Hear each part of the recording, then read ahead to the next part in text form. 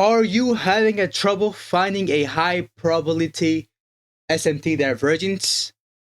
Are you looking like this? You can see 10:30 a.m. candle, 10:30 a.m. candle right over here.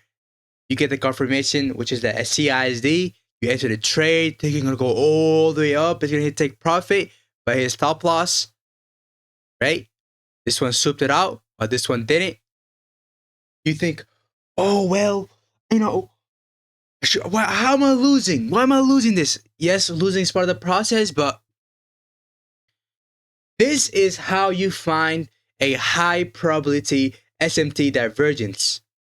As you guys know, SMT divergence are a concept, right? Obviously, is a reported concept, right? Which does not make it purge liquidity or fill liquidity or, you know, tap key levels. So it's very important, right? But you guys usually heard of, looking for SMT divergence at key levels, looking at the higher key levels, but nobody talks about this really important aspect of it, which is time. As you guys know, time comes before price. If you SMT divergence happens at the right time, it's gonna lose. Time is very important in the market because at Pacific time is where the market moves. At Pacific time where key level get respected. At Pacific time where the market meet its drawn liquidity. So if you are a trader and you trade SMT divergence and you experience a loss, but you're taking it at a random ass time, you're obviously gonna lose, right? Because SMT divergence happens every single hour of the day. Every hour there is an SMT divergence. Every single hour. Let's talk about finding a high probability high probability SMT divergence. And the most important aspect of it is the time. The high time key level, with it being around the high time key level, does not matter. It being around, it does matter. It's an important concept, but it's not the most important, which is the time. What time did this SMT divergence occurred? Did it occur during a kill zone? Did it occur outside a kill zone? And we're going to be talking about the Pacific time. You should be looking for this SMT divergence, and the Pacific time should be avoiding it, right? Let's give you guys the Pacific time. 1 to 2 a.m. is a Pacific time of an SMT divergence. Because 1 to 2 a.m. is when the market purges liquidity, right? So when I'm talking about SMT divergence, I'm talking about the time where the market likes to take a lot of liquidity. And what does a SMT divergence do? It prevents purges from happening. So that's why I talk about the specific time. So 1 to 2 a.m. is a specific time to look for a SMT divergence because market likes to purge liquidity at that time. 2 to 3 a.m. is a specific time to look for a SMT divergence, but I do want you to wait till 3 a.m. to take a trade because it could be as well be false because 3 to 4 a.m. is a silver bullet kill zone where SMT divergence may occur. 6 to 7 a.m. is another important aspect of SMT divergence because 6 to 7 a.m. is where the market likes to take out liquidity. From 6 a.m. all the way to 10:30 a.m. is a Pacific time to be looking for an SMT divergence. After, right when it hits 10:30 a.m. candle, right when the 15-minute 10:15 a.m. candle ends, right when it hits the 10:30 a.m. candle, and there's an SMT divergence in the SMT divergence occurs, disregard it because it's a lower probability. As you guys know, from 6 a.m. to 10:30 a.m. is a specific time to look for purchase of liquidity, and it's a specific time to rally or make big moves to happen right in the market.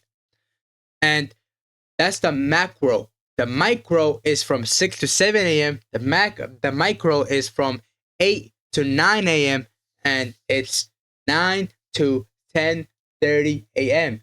Those are the micro time, and the macro is from just 6 a.m. to 10:30 a.m. Usually happens, sometimes it happens at 7 a.m. as well. It's still kind of be valid. Probably gonna be a little bit less probability to be working out, but it's still valid, right? So the macro is from 6 to 7 a.m., 6 to 10:30 a.m. But the micro, those little small sectors, same thing to London, you might want to focus on the micros, not the not the whole one, not from 1 a.m. to all the 5 a.m. because those times are not like it's not gonna be like that, right? It's specifically for New York session. For London is 1 to 2 a.m., 2 to 3 a.m. sometimes, but you still want to wait till 3 a.m. to look for execution because it could be false, and you want to wait for a additional confirmation, which could be waiting for it to get respected, or it could be just looking at the 1 minute time frame. Let's just say there's an SMT divergence that happens right over here. So you get an entry right over here, right? This is a 2 a.m. candle, 2 a.m. and makes you enter the trade. Once you get entry at 2:30 a.m., 2 a.m., the 3 a.m. candle comes around. The 3 a.m. candle pushes the liquidity. Or in this case, we can see 3 a.m. candle pushes this low out of the 2 a.m. candle. Well, this one does not. So you just gotta wait. It's an active divergence to happen. Once it happens at a specific time, you wait for a 1 minute CID confirmation. There was a 1 minute CID right over here confirming this model number one. They would have entered a trade and look for longs here, put stop loss right below the 50 CID low, and long it out of that, right? Or you could be more smarter, look for the 15-minute CID, but you have to look for a 1 minute instead of 15-minute. But you already know the other CID, so you're already chilling, right? So this, in this case, yeah, the market and give you entry at 2 a.m., right? So that's what I talk about, the, wait until 3 a.m., right? Because you can see 3 a.m. did a big ass move to the downside. So you still want to wait for extra confirmation, which, usually you don't have to wait for extra confirmation. You just got to enter it right when his 3 a.m. candle, you have an entry already, just enter the trade. Or, the market might make a big move happen. Eventually, it might be an SMT divergence like this case. You can see SMT divergence that happened right over here. Because at 3 a.m. candle is a silver bullet time, right? You can see right when it pushes out, it goes up because it's a silver bullet time, right? So you can just wait for that, look for SMT divergence, or just enter out of that if however you feel like, right? Because I don't have that much experience in London session. You may have more experience, so you may know more than me. And now let's talk about it, right? Let's talk about finding high probability SMT divergence. This is how I'm gonna show you guys an example where it worked. I'm gonna show you guys an example where it failed. Why did this SMT divergence fail right over here? It hit 10:30 a.m. candle. SMT divergence occurred after hitting the 10:30 a.m. candle. So thus, why this failed. And right before this SMT divergence got created, there was another SMT divergence with a correlated pair. You can see 10:30 a.m. candle. If you go back in time, right over here, right, you can see correlated pair. Let me push it back a little bit before I go on. 10:30 a.m. right here, 10:15 a.m. candle, 10:15 a.m. candle. This one presses the liquidity, while this one did not, right? And it just right when the candle ends, it's gonna hit 10:30 a.m. candle, which is after 10:30, the purging of liquidities are really low probability. Market usually lets just move right to one direction area, and this is then take out the trades who are false, right? So right when the 10:15 a.m. candle ends, and it's gonna hit 10:30 a.m. candle, what market would do is, if this SMT divergence is gonna hold, market should not purge out the liquidity low of the SMT divergence. You should just go up like this. You can see because this low right over here does not purge those SMT divergence low, just goes up, right? Hit the it gives an entry, but you still lose because that's outside of the time zone, right?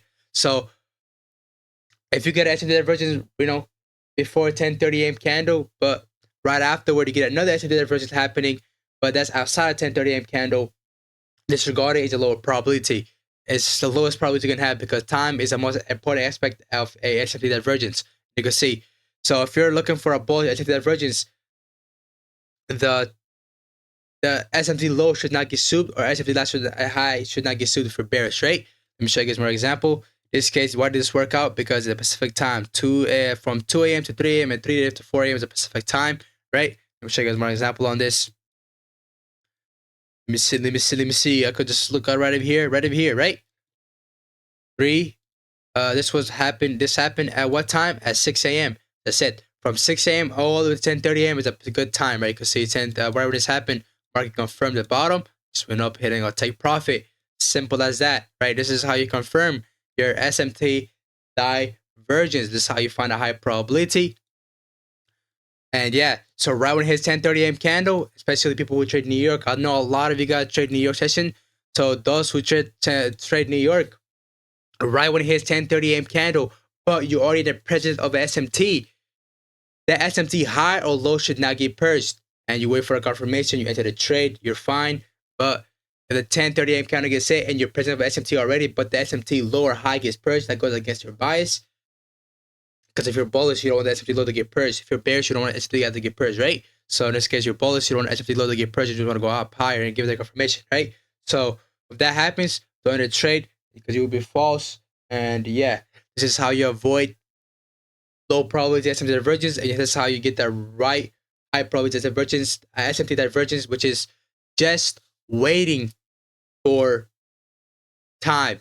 Time is more important than price, as you guys all know. You guys should already know that time is more important than price. So yeah, thank you for watching. Like, comment, subscribe, share. Actually, you guys, I'll see you guys on my Discord. Peace out. Join the community. Join the family. Peace out.